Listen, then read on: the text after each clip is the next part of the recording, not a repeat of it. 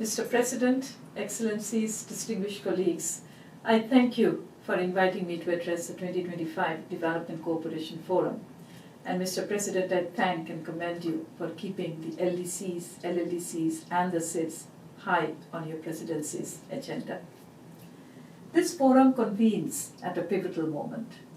Geopolitical tensions are escalating, economic uncertainties are deepening, and the world faces interlinked crises, from persistent poverty to climate shocks and growing debt vulnerabilities. The 2030 Agenda remains our blueprint for global development cooperation. Yet we are far off track. Widening financing gaps and political fragmentation threaten progress on the SDGs, particularly for the most vulnerable countries, the LDCs, the LLDCs, and the SIDS. And the numbers speak for themselves. Extreme poverty, for instance, in the LDCs rose from 32% in 2019 to 35% in 2022. Half of the world's poorest 30 countries are landlocked. Public debt in LDCs surged by 50% since the pandemic, reaching 54% of GDP by 2023. 11 landlocked developing countries are already in or at high risk of debt distress. 40% of the SIDS face similar challenges. FDI flows to these countries remain woefully low, accounting for about 5% of the global FDI collectively for these countries. And despite a rise in ODA, disparities in allocation persist, leaving many vulnerable countries behind. The digital divide also continues to widen, restricting access to transformative technologies that could have driven sustainable growth. Only 33% and 39% of the LDCs and the LLDCs respectively are online. Excellencies, if we are serious about leaving no one behind, we must enhance the quality, effectiveness, and impact of development cooperation, especially to these countries in special situations. Allow me to outline 5 critical priorities. First, it will be critical to fulfill ODA commitments and expand access to concessional finance to ensure economic stability, climate resilience, and human development in these countries. Developed countries must meet the 0.7% ODA target and ensure at least 0.2% for the LDCs. Further, the decline in grant-based financing is alarming. Grants and concessional loans must remain central to prevent further debt distress. And in this regard, the MVI, the Multidimensional Vulnerability Index, would be a useful instrument, especially to ensure enhanced access to concessional financing. Second, it is imperative to tailor development cooperation to the needs of vulnerable countries and ensure national ownership. Development cooperation must be responsive, predictable, and aligned with national priorities. Third, it is critical to ensure high-impact cooperation that reaches the most in need.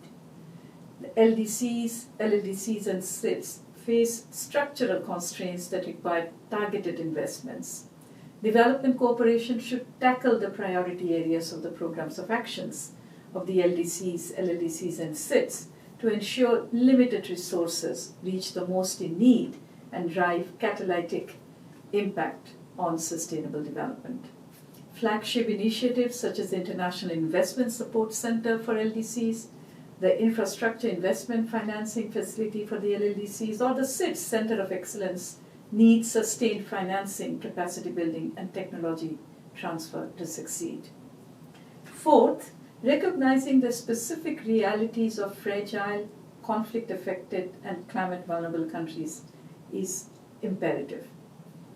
Over half of the 44 LDCs are in conflict or post-conflict situations. A third of the LLDCs are fragile states. And for the SIDS, climate vulnerability poses an existential threat. These realities demand adaptive financing models, crisis-responsive mechanisms, and more concessional resources, including grants, low-interest loans, and debt relief. Blended finance and de-risking mechanisms can also help bridge adaptation financing gaps. Finally, Excellencies, we cannot stress enough the importance of strengthening aid effectiveness through national level reforms. To maximize impact, development cooperation must support institutional, policy, and financial management reforms. Stronger public financial management systems will improve the tracking, allocation, and reporting of aid flows, ensuring that resources reach those who need them the most. Peer learning and capacity building must also be scaled up in this regard. Excellencies, Mr. President, as we approach the 4th International Conference on Financing for Development, the FFD4, your discussions and recommendations will be critical in shaping an ambitious and forward-looking outcome. This once-in-a-decade opportunity must build on the momentum achieved so far to drive tangible progress. Your insights will help refine our collective understanding of how development cooperation can be more effective, responsive, and fit for purpose in addressing the evolving needs and structural challenges of developing countries and the most vulnerable countries. In an era of constrained development assistance, we must make a compelling case for scaling up and improving financing for the most vulnerable. The lives and livelihoods of millions in LDCs, LLDCs, and the SIDS depend on it. This requires a reformed development cooperation architecture, one that is inclusive, responsive, and aligned with the needs of those most at risk. Vulnerable countries must be at the center, supported by partnerships that deliver real and lasting impact. I wish you all a very productive and successful meeting. I thank you once again for allowing me to share a few thoughts. Thank you.